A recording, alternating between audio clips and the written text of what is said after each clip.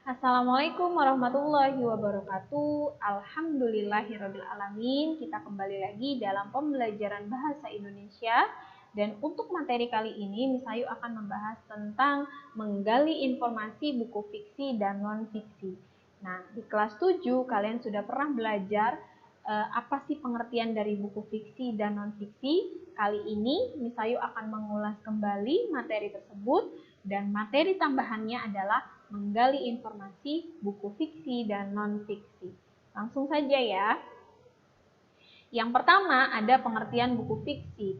Buku fiksi adalah buku yang berisi cerita rekaan yang didasari pada imajinasi pengarang dan bukan kejadian nyata. Jadi buku fiksi itu isinya hanya berdasarkan imajinasinya pengarang dan bukan kejadian nyata. Contoh buku fiksi yang pertama ada novel, kedua cerpen, ketiga roman, keempat dongeng, dan terakhir adalah fabel. Jadi kalau kalian pernah baca salah satu dari buku fiksi ini, artinya kalian sedang membaca sebuah cerita berdasarkan imajinasinya pengarang. Nah, ini 3 contoh dari buku fiksi. Yang pertama ada novel. Novel Surat Kecil untuk Tuhan.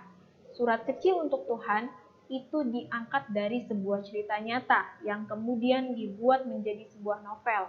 Artinya ketika dibuat menjadi sebuah novel, itu sudah ada campur tangan imajinasinya si pengarang. Maka novel Surat Kecil untuk Tuhan juga masuk ke dalam contoh buku fiksi. Yang kedua, kumpulan dongeng si kancil. Ini dongeng ya. Yang ketiga, legenda Batu Menangis. Nah, ini merupakan 3 contoh buku fiksi.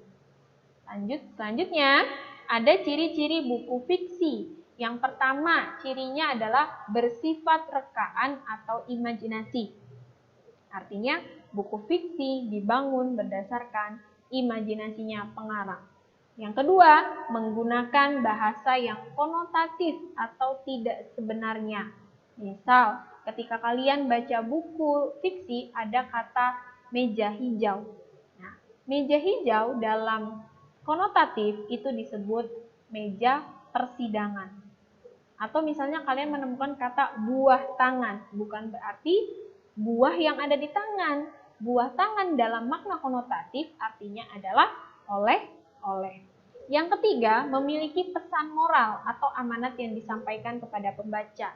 Semua buku fiksi berisi amanat atau pesan yang hendak disampaikan kepada pembacanya. Yang keempat, membuat pembaca menjadi merasakan yang sedang dirasakan. Ketika kalian membaca novel Laskar Pelangi, si pengarang berusaha membuat pembacanya merasa menjadi si tokoh yang berusaha untuk menggapai mimpi-mimpinya. Selanjutnya ada pengertian buku non-fiksi. Buku non-fiksi adalah buku yang dibuat berdasarkan fakta dan bukan imajinasi pengarang. Artinya ini kebalikan dari buku fiksi. Kalau buku fiksi dibuat berdasarkan imajinasinya pengarang, kalau buku non-fiksi dibuat berdasarkan fakta. Ya, artinya sesuai dengan kejadian yang sebenarnya. Contoh buku non-fiksi, pertama ada buku pelajaran. Nah, buku pelajaran bahasa Indonesia, buku pelajaran matematika, itu semua masuk ke dalam buku non-fiksi. Yang kedua, ada buku biografi, buku biografinya Jokowi, buku biografinya Soekarno ya.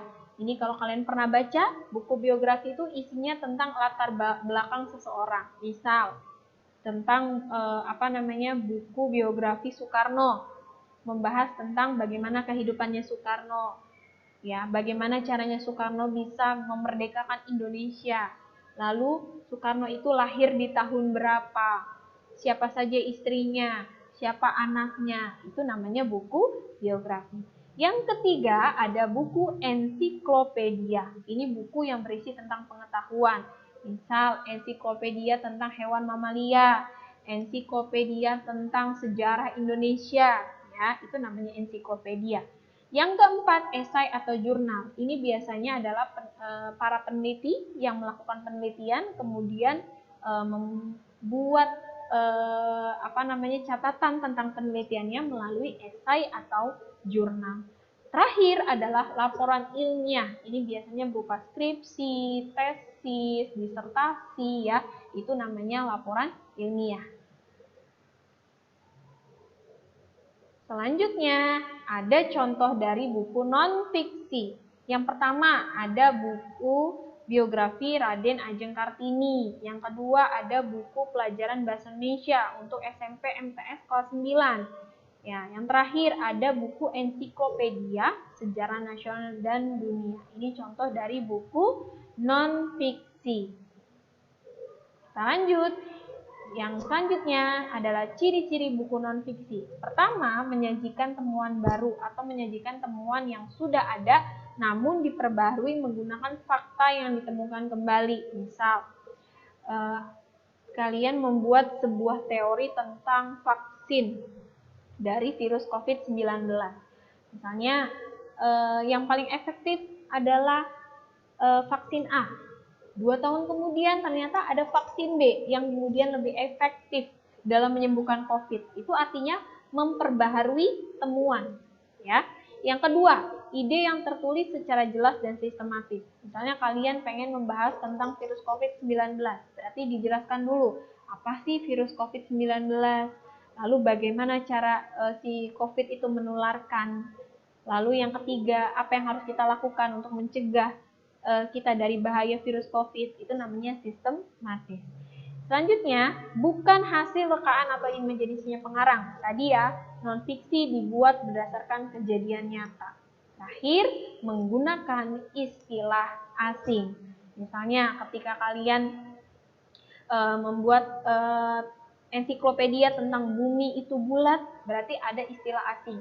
Misalnya rotasi, revolusi. Nah, itu harus kalian gunakan ketika kalian membuat buku non-fiksi. Oke, selanjutnya ada perbedaan buku fiksi dan non-fiksi. Perbedaan ini dibagi menjadi 4. Yang pertama ada penggunaan bahasa. Kalau buku non-fiksi, bahasa yang digunakan adalah bahasa denotatif. Bahasa denotatif ini maksudnya adalah makna sebenarnya. Kalau meja hijau, ya berarti meja yang berwarna hijau. Kalau buah hati, ya mungkin berarti buah yang berbentuk seperti hati misalnya.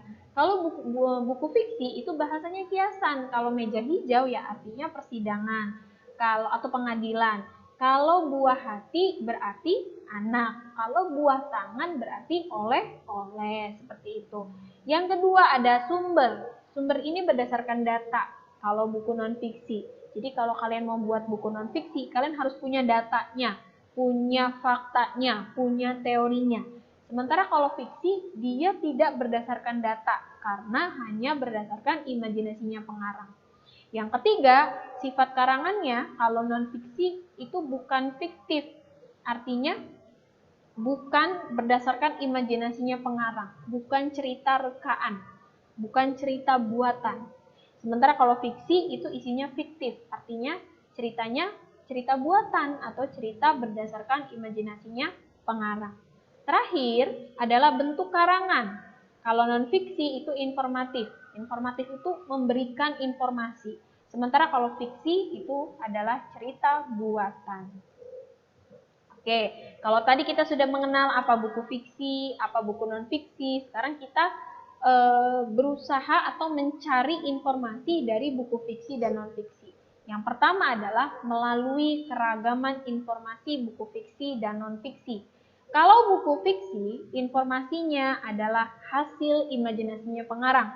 Sementara kalau buku non-fiksi, informasinya adalah sesuai dengan fakta yang terjadi di kehidupan nyata dan keilmuannya dapat dipertanggungjawabkan. Jadi kalau kalian mau membuat buku non-fiksi, kalian harus cari teorinya, datanya, faktanya, sehingga buku yang kalian buat, keilmuannya bisa dipertanggungjawabkan. Oke. Yang kedua, cara memperoleh informasi buku non-fiksi dan buku fiksi. Kalau buku fiksi adalah dengan membaca sinopsis. Ya, ketika kalian membaca sinopsis, kalian akan tahu, oh buku ini ceritanya tentang ini. Buku B ceritanya tentang ini. Ya. Yang kedua ada buku non-fiksi. Kalau buku non-fiksi caranya adalah dengan membaca indeks. Ya, ini harus dibedakan. buku fiksi melalui sinopsis, buku non-fiksi melalui indeks. Nah, ini contoh sinopsis. Kalian sudah pasti pernah membaca ya. Sinopsis itu adalah ringkasan cerita. Sementara kalau indeks, nah ini. Indeks itu biasanya ada di halaman paling terakhir di sebuah buku non-fiksi.